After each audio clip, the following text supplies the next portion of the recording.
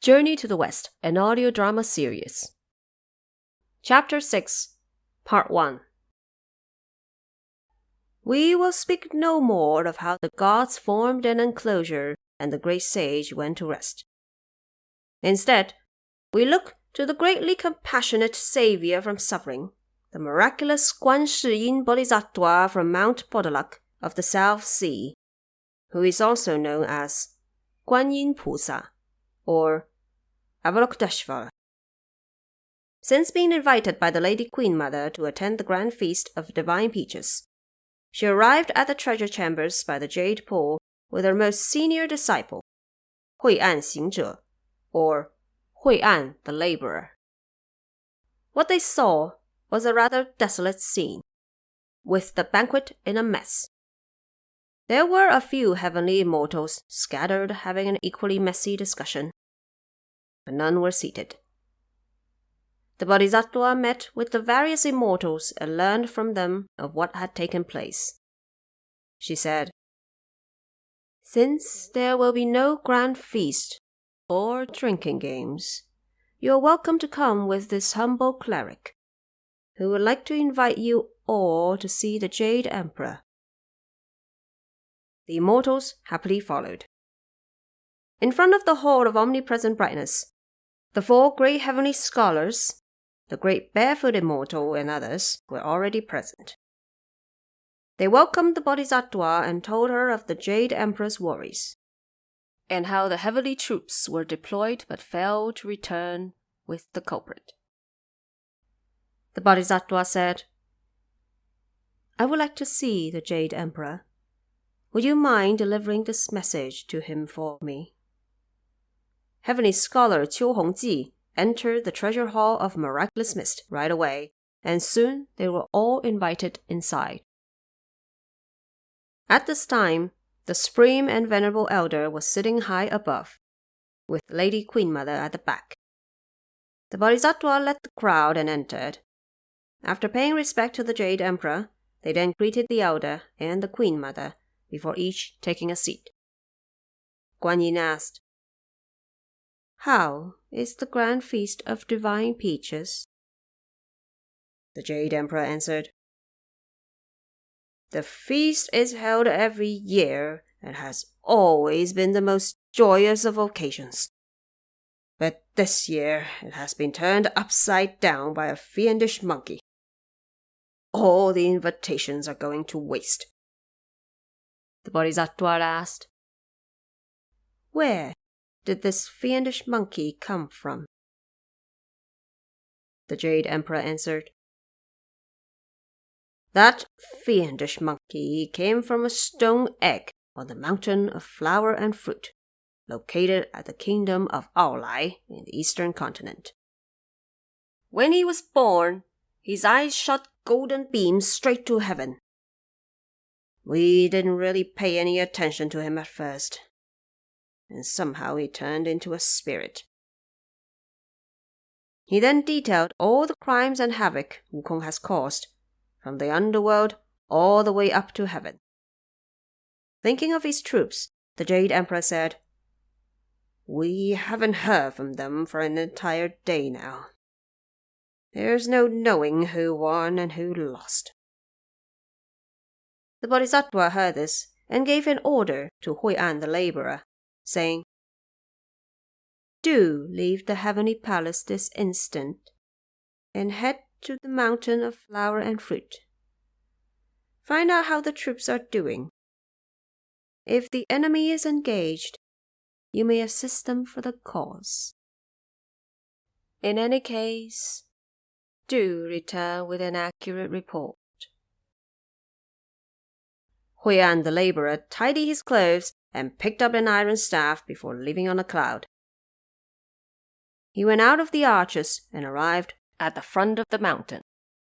What he saw were layers of cosmic nets, as alarms and commands were exchanged between camps. The mountain was surrounded by a watertight closure. Huian stood there and shouted, "Heavenly guards of the camp entrance, if you don't mind deliver a message for me. I am the second prince, Mu Cha, of Heavenly King Li, and senior disciple Huian of Guanyin from the South Sea. I have been sent here to learn about the situation. The immortal soldiers of the 5 mountains immediately relayed the message through the gates. Soon, the message was delivered into the central camp by the following constellations. 戌日鼠, sun rat of ruins. 卯日鸡, sun rooster of plumes. 辛日马, sun horse of stars. And 房日兔, sun rabbit of chest. Heavenly King Li then sent out a flag as command to open up the cosmic nets and let him inside. At the time, the east was only just beginning to light up. Huian followed the flag in and prostrated before the 4 great heavenly kings and Heavenly King Li. After all the formalities, Heavenly King Li asked, "Where have you come from, my child?" Huian answered, "Your foolish son was accompanying the Bodhisattva to the Feast of Divine Peaches. She saw that the grand feast was desolate and the jade pool gloomy, so she led all the immortals and myself to see the Jade Emperor. The Jade Emperor detailed how you, father, came to the world below to subdue the fiendish monkey. Seeing there was no report for an entire day and the results unknown, the Bodhisattva therefore ordered your foolish son to come here and find out how things stand." Heavenly King Li said, "We set up the camps here yesterday before sending out the 9 celestial luminaries to challenge him. But that brute made a grand display of his tremendous powers and sent the 9 celestial luminaries back in defeat.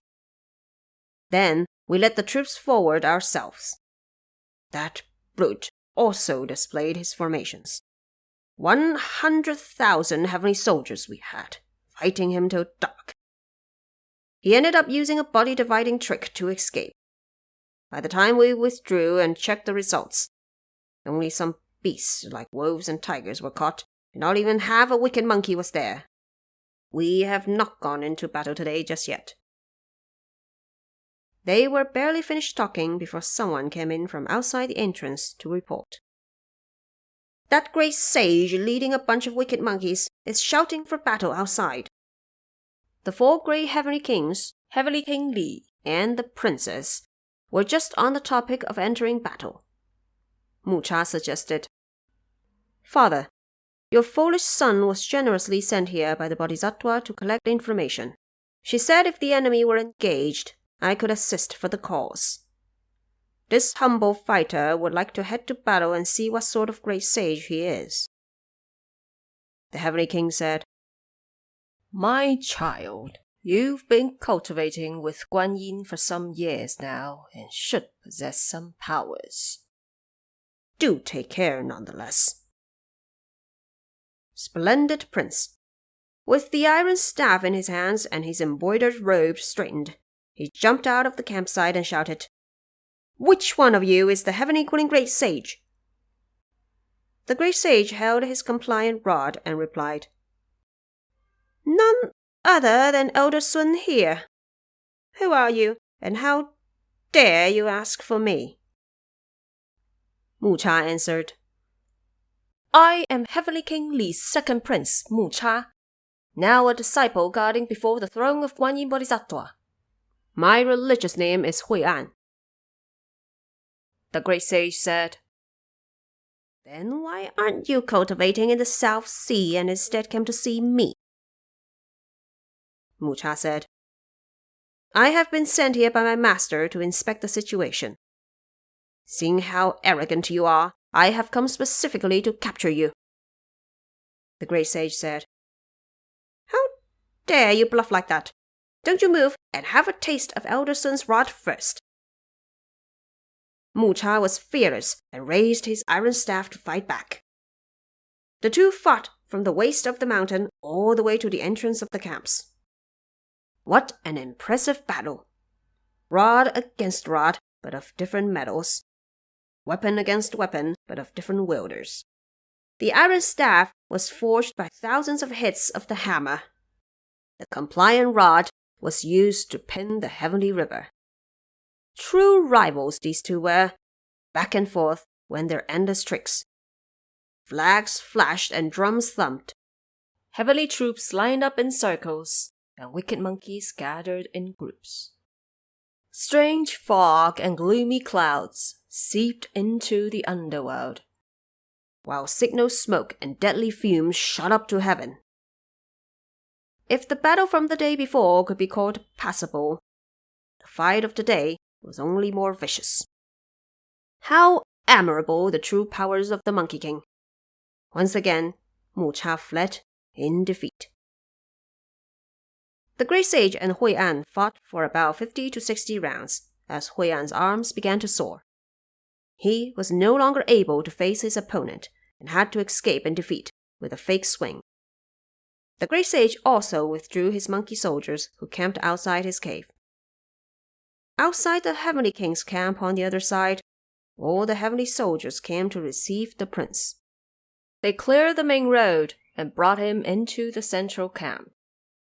Faced with the 4 great heavenly kings, his father Heavenly King Li, and his younger brother Ne Zha, Mu Cha was still panting. Splendid great sage! Splendid great sage! Undoubtedly powerful he is. Your child is no match for him, and came back in defeat. Heavenly King Li was shaken by what he saw, and immediately ordered a request for reinforcement to be written. He then sent Dali Gui Wang, the mighty Force Monster King, and Prince Mu Cha up to deliver the message to the throne. The two dared not idle around and rushed out of the cosmic nets.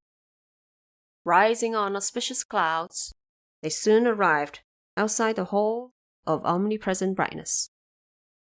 They met with the 4 great heavenly scholars before being led into the treasure hall of miraculous mist. After presenting the request, Huian paid respect to the Bodhisattva. She asked, "What did you learn?"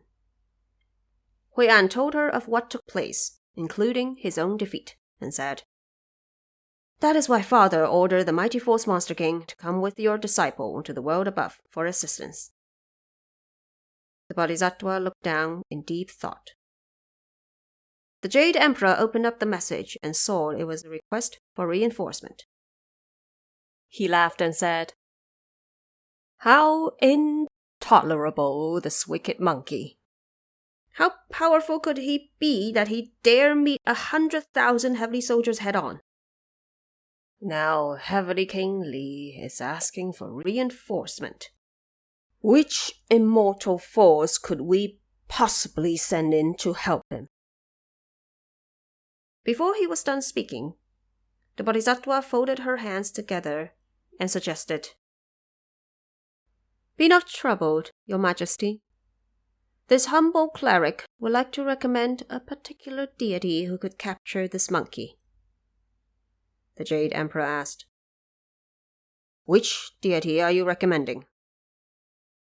The Bodhisattva then said, "None other than Your Majesty's own nephew, Xian Sheng Erlang Zhenjun, the illustrious sage and true lord Erlang, or Erlang Shen, who lives in Guanjiang of Guanzhou, at the mouth of the river, and enjoys the offerings from the mortal world. Back in the day, he has slain the 6 monsters. He now leads Meishan Liu Xiongdi, the 6 brothers of the Plum Hills, as well as 1,200 unappointed deities, and possesses enormous power. Unfortunately, he can only be deployed but not summoned. If Your Majesty could only issue an imperial edict of deployment and order him to offer assistance, I'm sure the monkey could be captured." The Jade Emperor heard this and immediately issued the edict. Again, the mighty Force Monster King was ordered to deliver the message. And so the Monster King rose in his cloud with the edict and went straight to Guanjiang. Barely half a shichen had passed before he was already inside the true Lord's temple. The ghost judges guarding the gates soon relayed the message inside, saying, "A celestial messenger has arrived outside with an edict." Erlang then led his brothers out of the door to receive it. After lighting incense, he began reading. The edict detailed the crimes of one heaven-equaling great sage, and how no one had been able to subdue him as of yet.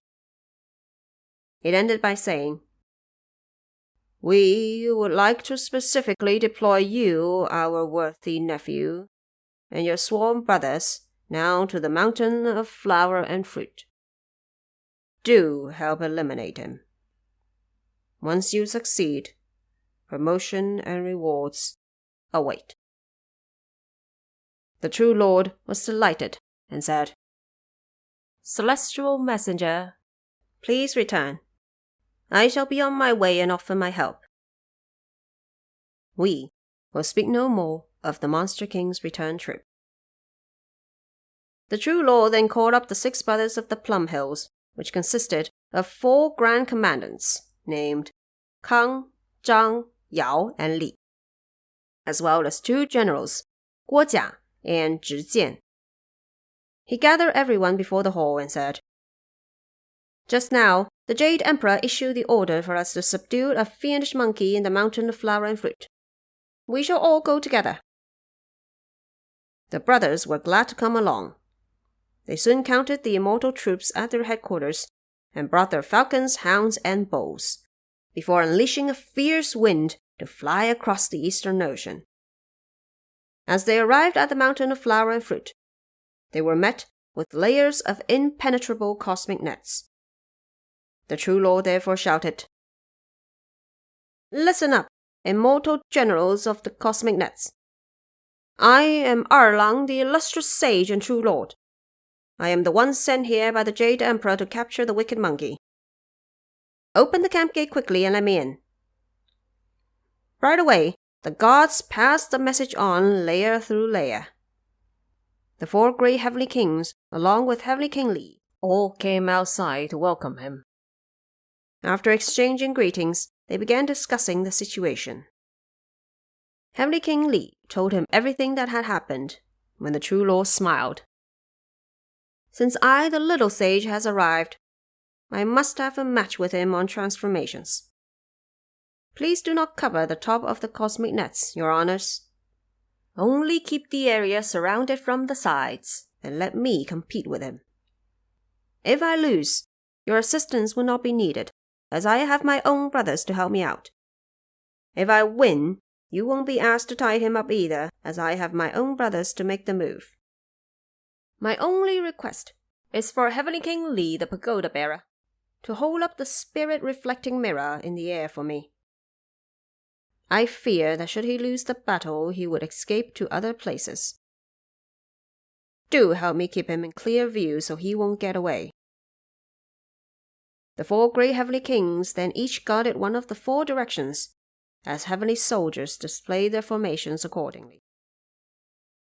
The true Lord then led the 4 grand commandants and 2 generals, now 7 brothers in total, outside the camp to seek battle. He also ordered the other generals to keep a tight watch on the camps and have their falcons and dogs under control. All the unappointed deities received their orders. And so the true Lord arrived outside the water curtain cave, where he saw a group of monkeys neatly lined up into the formation of a coiled dragon. At the center of the arrays was a flagpole, where the flag showed 4 characters. 齐天大圣, the heaven-equaling great sage. The true Lord remarked, "What insolent fiend! How dare he consider himself heaven-equaling?" The 6 brothers of the Plum Hills urged, "This is not the time for exclamation. Let's challenge him to battle." Meanwhile, the little monkeys at the camp entrance saw the true Lord and also hurriedly reported inside. The Monkey King then grabbed his golden hooped rod, straightened his golden armor, put on his cloud-treading shoes, and pressed his violet gold crown in place before leaping out of the camp. He opened his eyes wide to have a look. That true lord surely had the most refined features, and was dressed in the most elegant fashion. Truly, a face so fresh and attractive, his features most noble. A sign of divinity, his earlobes reached the shoulders, while his eyes shone and glowed. The crown named Flying Phoenix of the Three Peaks rested upon his head. He dressed in the color of young geese, a shade of pale yellow. Boots inset with gold, socks patterned with coiled dragons. A jade belt, round blossoms, and 8 treasures upon him bestowed. On his waist, like a new moon, was his bow. In his hand, a spear of triple tips and edges double. Having once cleaved the Peach Mountain with an axe to save his mother, he hid 2 phoenixes on a palm tree with pellets from down below. 8 monsters slain, and came his far-reaching fame. With the Plum Hills sworn, the alliance of 7 sages was born. Too arrogant to acknowledge his kin from heaven, pride led him to Guanyin, the river where his mind settled. In the city named Chicheng, he was the merciful hero and miraculous sage. A god by the name of Erlang, the limits of his transformations yet unknown. The great sage saw him and began giggling. Pulling his golden hoop rod, he yelled from the top of his voice, "Which unknown general are you? How dare you challenge me here?" The true lord shouted, "Well, you rogue have got eyes but no pupils. Can't you recognize me? I am the nephew of the Jade Emperor, appointed the miraculous king of light and mercy, the one and only Erlang.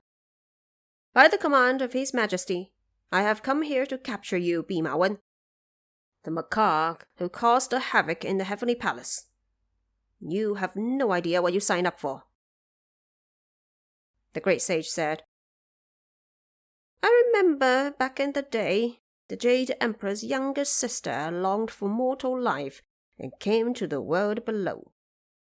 She married a man by the name of Yang and bore a son. You know, the son who split open the Peach Mountain with an axe. Was that you? I was going to scold you for a bit. However, we haven't got any old score to settle. I was going to hit you with my rod, but I pity your life. You, young man of the junior class, can turn back and switch out with the 4 great heavenly kings instead." The true lord heard this and was outraged. "Insolent monkey, how dare you be this rude? Have a taste of my spear." The great sage swerved to dodge the blow before quickly raising his golden hoop rod to hit him back. What a marvelous fight that was! The proud Monkey King against the warrior with a fresh young face. Having just met, both were in the mood for a bet. Never knew who came above and who came below. Time to learn who had the heavier blow. As they fought, their troops cheered on the ground. With flags and drums, shouts and gongs, the double-edged blades had seamless range. The golden hoop rod was capable of endless change. A slow move might mean the end. Any mistake will be disaster to impend.